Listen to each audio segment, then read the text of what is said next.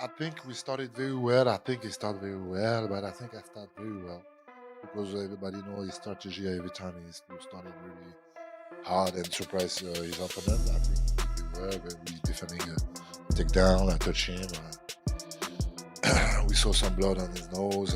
It was a really great first round, and that's why, yeah, maybe also I was a little bit disappointed. I just got poked knuckle deep in the eyeball. Why are you booing? What am I supposed to do about it? I didn't do the poke. I can't see. Tom, they should not be booing. I agree with you. You waited a long time for this moment. Talk to the disappointment of this being how it ends. This is bullshit. The fight was just getting going. Tom Aspinall versus Cyril Gane just took place in the main event of UFC 321, or did it really? Cyril Gane eye-pokes Tom Aspinall at the end of round one. We had a very competitive round of fighting that I thought Cyril Gane was slightly getting the edge of, but Tom Aspinall was starting to find his timing on Cyril. Landed a good right hand before the end, but Cyril's jab was popping. Cyril's jab was popping in that fight. Tom Aspinall had a bit of a nosebleed. And then Cyril Gane lands his signature move. No, not the back of the head shots that he lands in every single fight he has ever. Not the back of the head shots that he lands in every single fight ever, nearly in every single finishing sequence he's ever had ever in his entire career, bar the heel hook. The MMA world has erupted after the shocking ending to Tom Aspinall versus Cyril Gane, and Joe Rogan's live reaction has everyone talking. Rogan was stunned as the fight ended in a no contest after an accidental eye poke from Gane left Aspinall unable to continue. A devastating end to what was shaping up to be an incredible heavyweight clash. Rogan immediately pointed out how high-level and evenly matched both fighters looked before the accident. You're calling out John Jones. Yeah. Right? That's the boogeyman. Like, John Jones is the fucking boogeyman. When he fought Gustafsson, he had almost no training about it. And Greg Jackson was he's like, he didn't even train for that fight. He pulled that fight off in the 4th and 5th rounds. Because he can do everything. That guy's got elite jiu-jitsu. He's got elite takedowns. His striking is outstanding. I mean, he knocked out Sergey, who's the scariest fucking striker in all of MMA. Yeah. And he knocked him out in the first round. And the way he did it was just picture perfect. And he did it with a fucked up back. You watch Aspinall, like, I knew Aspinall was going to have a speed advantage because he's faster than any heavyweight. Yeah. And that's something that his coach drilled into him when he was young. Speed. Like, be fast. Like, you got to be fast. That's what's going to separate you from everybody else. Speed kills. Speed. And he's a giant dude, 260 plus pounds, but he moves like a fast young guy. Yeah. Like a light guy. And so and he's also just so well-rounded. And he's just beginning. Yeah. I mean, that was really the first big test of his career. The way everybody feels. Great showing, shitty ending, you know? I think that after the Jones fight, a lot of people wrote Cyril Gane off.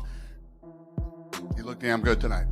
Yeah, what did you think about the fight on its way to the eye poke? What did you take from those 4 minutes? Good. Looked like we were in for a few rounds and it was going to be a good fight. It would seem obvious that a rematch is right on the cards. Would you like to just rebook these guys as soon as Tom is able to get back in there? Yeah, total pain in the ass, but yes.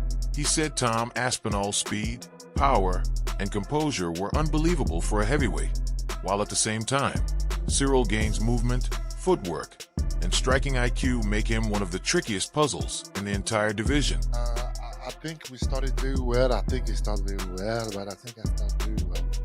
Because everybody knows his strategy every time he started very hard and surprise his opponent. I think he did well when he's defending a takedown. I touched him.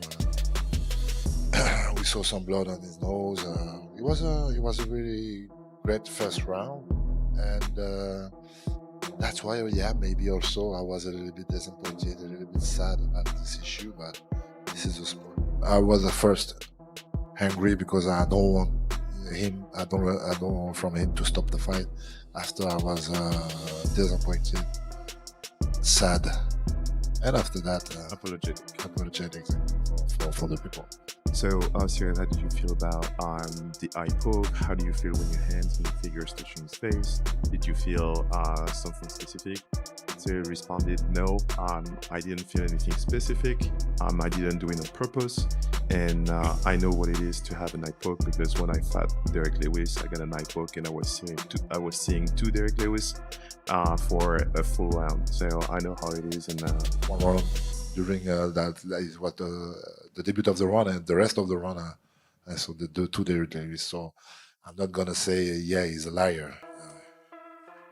Cyril Gane is a fantastic striker. I mean, he's one of the most beautiful strikers in the heavyweight division. He does wild stuff. You ever see how he throws that front kick from a side stance? And he throws it like a twisting kick. He stands like southpaw, right? And he bobs around like this.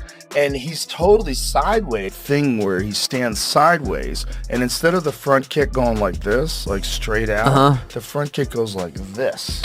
So I know. Okay, I see what you're twisting saying. it. Yeah. So his knee when he lands is almost like sideways. Honestly though, stop arguing. He got eye poked and then Gane pushed his fingers into both of his eyes at once. Let's just call it what it is. I'm being real now. Both fingers, both of his eyes at once. Was it looking to be a decent scrap compared to a demolition? Yes. But both fingers, both eyes at once.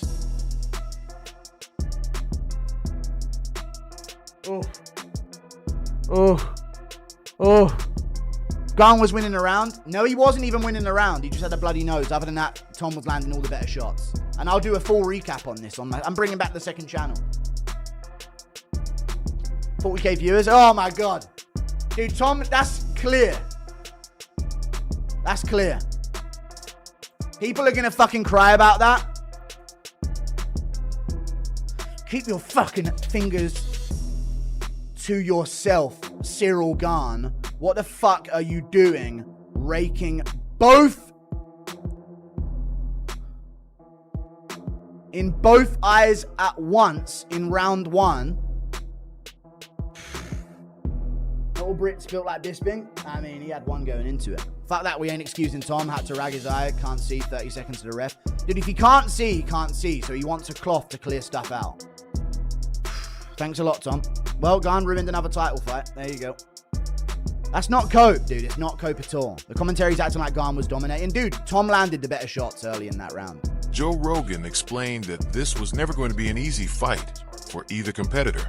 Tom Aspinall has been dominating everyone in his path, making elite heavyweights look ordinary. But Cyril Gane is different. Rogan and Daniel Cormier both emphasized that if Aspinall chose to trade shots with Gane toe-to-toe in the pocket, it would always be risky. Gane's timing, precision, and ability to slip and counter make him extremely dangerous. And that is exactly what we saw before the unfortunate accident. The opening moments were tense, with both fighters reading each other, feinting, and testing distance. Then, in a split second, Gane's jab went wrong. His fingers caught Aspinall directly in the eye. Cyril, first of all, thank you so much for stopping by. Super difficult moment. Can I get your immediate reaction, please? I don't know exactly. Just disappointed. We put a lot of energy, like I say. And I'm just sorry because at first for me, but also for the people, for Aspinall, for everybody.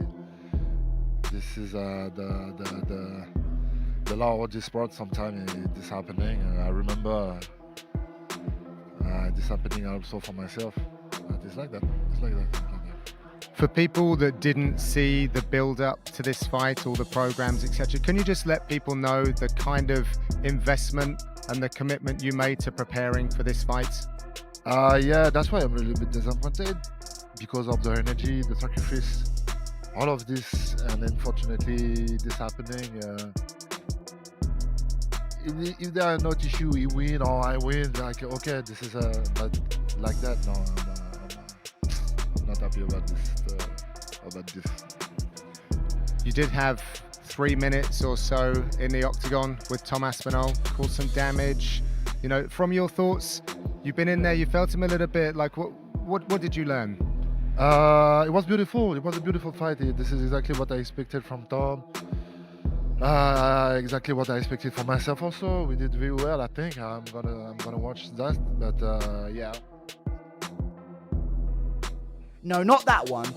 The eye poke that he always goes for in fights. Most of the time he lands this in every single one of his fights, bar a couple of them maybe, but typically Cyril Gane does get off at least a few eye pokes, just like his teammate Dasanina Mavov, and he landed it. He landed his signature move, double eye poke on Tom Aspinall. The finger went straight into the eye on this side. Left hand one. This doesn't really tell the story of it. He landed the eye poke, like you see here, and then he pushed into the eyes afterwards. That's what I think caused the problem.